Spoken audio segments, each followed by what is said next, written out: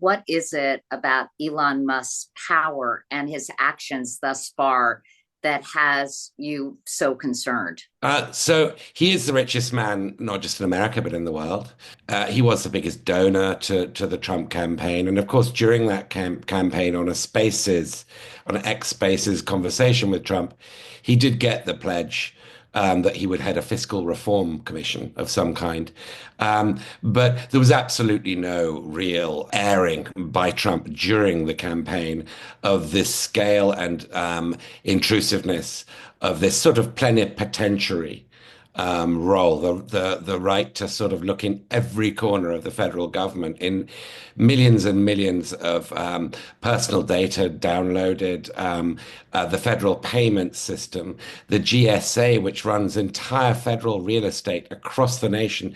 None of this was flagged in the campaign. There are no conflicts of interest, sort of barriers preventing him from using this information that no single person has had access to before in the history of the US federal government, from using this information for his own competitive advantage or for the disadvantage of his competitors, and to further his goal of being history's first trillionaire. He's already almost halfway there.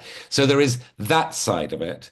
But I think it's worse than that, in that having control of the levers of federal payments means that when we get to a debt ceiling crisis, he can prioritize who the federal government, who the Treasury pays and who it doesn't pays. And that's, I think, where the rubber hits the road.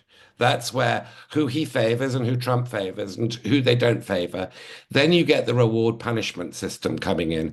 And I've no doubt from the scale of things that Musk says repeatedly every day on his platform, and the tone in which he directs them, that intends to do the maximum with these powers that he can do. And that's his ambition. He intends to run the federal government like he ran Twitter when he took it over, where he fired 80% of its staff. I think he's probably broken many different kinds of laws. I've also, therefore, no doubt that these rumors that he will, break with him and Trump will fall out are probably misleading. I think the more laws he breaks, and we're only seeing the tip of the iceberg, the more beholden he is to Trump to pardon him. So I think their wagons are hitched